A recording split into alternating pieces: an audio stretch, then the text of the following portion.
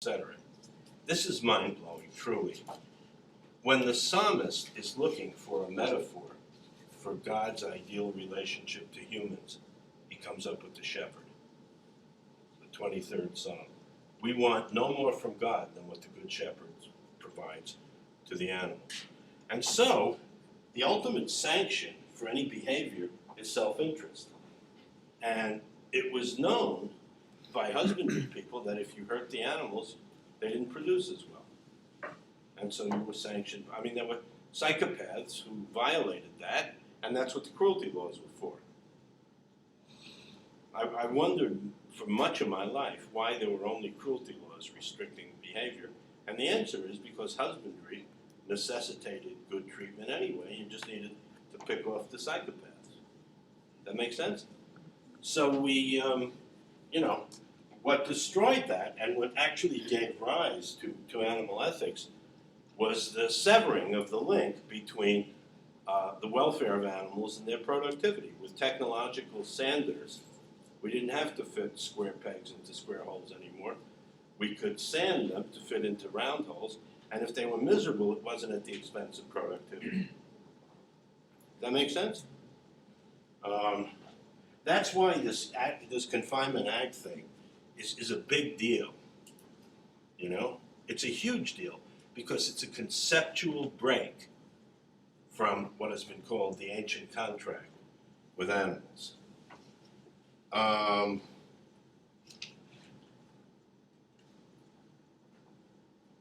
Okay.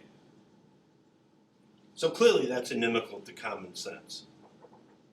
So where did this scientific ideology come from? Well, it came from, first of all, 19th century positivism, that science was muddled with all sorts of things that didn't belong in science, like life force, right? Bergson, biologist, philosopher, bullshitter.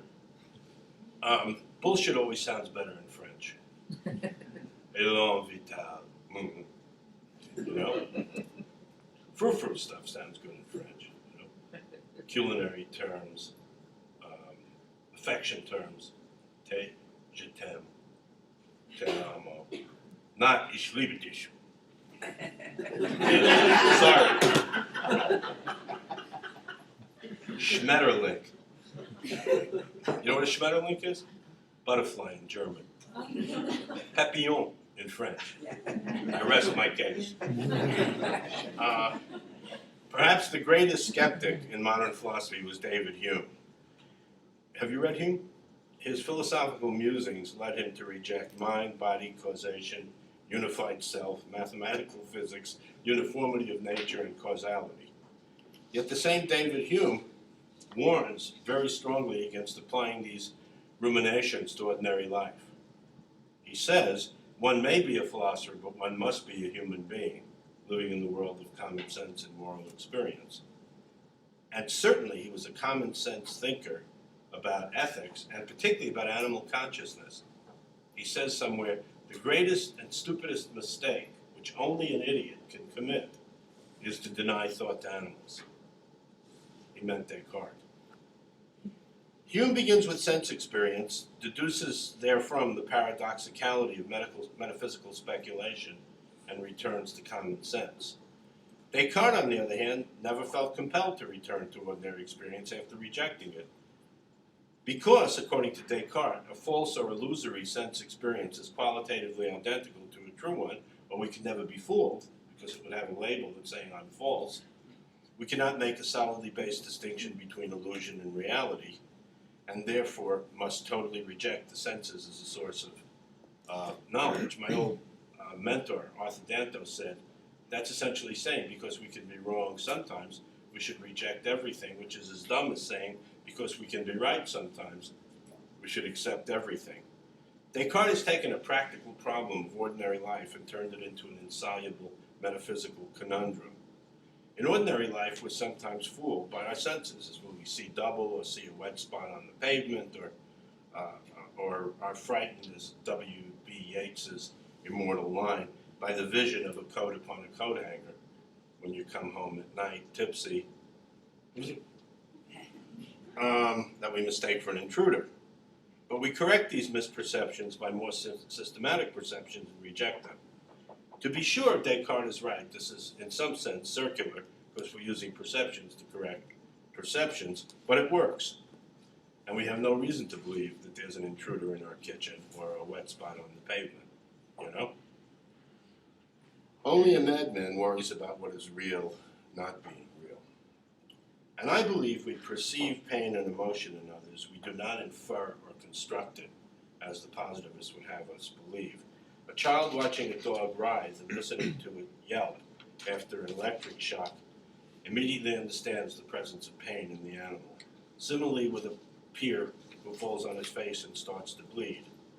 The only skepticism we have about such a situation is some reason to believe that the pained individual is faking.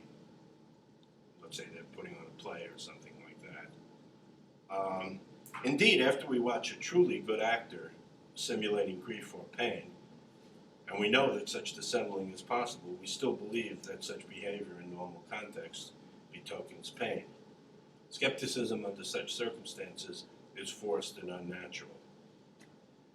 Descartes' denial of pain or mind in animals is based in the above faulty logic. In addition, it was a very, very smooth rationalization for the scientists of the period to cut up animals while alive and denying that they felt pain. Descartes' student, Malebranche, do you know about this? He used to take a pregnant bitch to class, his mastiff, and he would punctuate his lectures on Descartes by kicking her in the stomach. And when the students would cringe or remonstrate, he'd say, "Don't you know that Descartes has delivered us of that fallacy?" When I was researching my book on animal pain, my first book, and I learned that scientists and veterinarians were agnostic about animal pain, I called the author of one of the few chapters in a veterinary textbook on animal pain. And this guy was great. He was an Italian from Brooklyn, so we spoke the same language. I used to have a New York accent. Now, of course, it's pure Colorado. But I called the guy and I said, "Doc, you ever run across people who deny that animals feel?" "All the time." I said, "Well, how do you refute that?" He says, "I'll tell you how to refute it." I tell him, "Do a little experiment.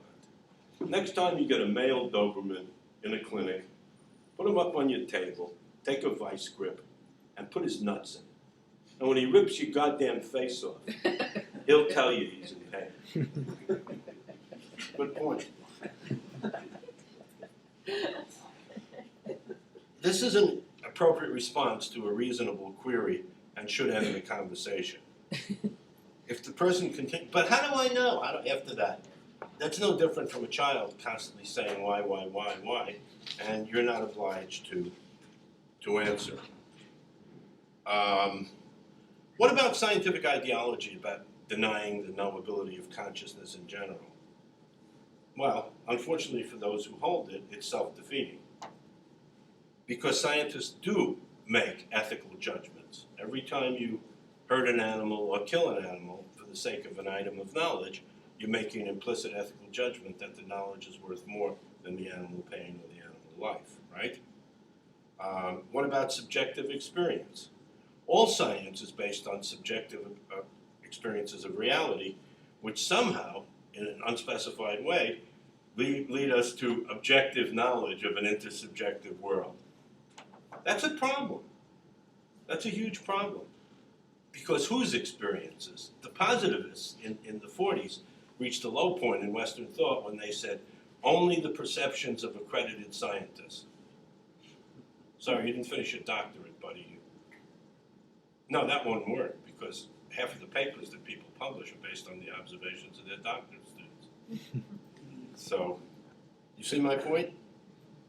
If we can't affirm consciousness or perceptions in others, how can we trust anybody's empirical data? And if you're really so skeptical as to say, gee, I mean, I'm not really sure that the animal hurts, you can be just as skeptical about everything. I mean, Berkeley said we don't know that there's an external world. We just know there's consistent perceptions.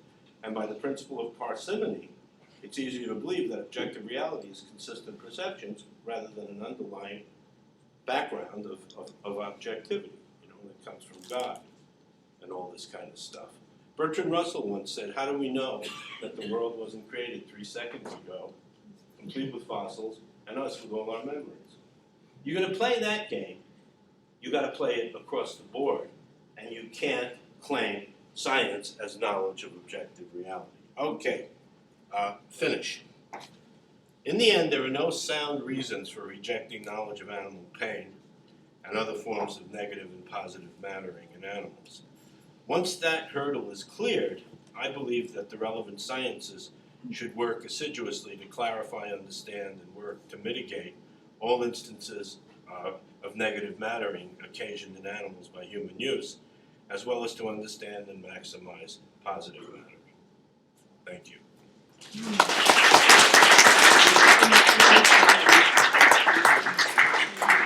I truly welcome whatever questions you may have. Yes, sir. I have 2 questions. Pain has been in the news, at least here in February, the last couple of days. I think today's talk about the Amsterdam legislation to change the law so you have to stun the animal for how long before you kill it or something. I think you addressed that a little bit. You would agree with that. And the other is there was this thing about the laws in 20 states or something that say fetal pain, that we can't have abortions after 20 weeks because the fetus feels pain. Can you address those? That's a tough one. It really is a very tough one. I believe there's a literature which attributes the ability to feel pain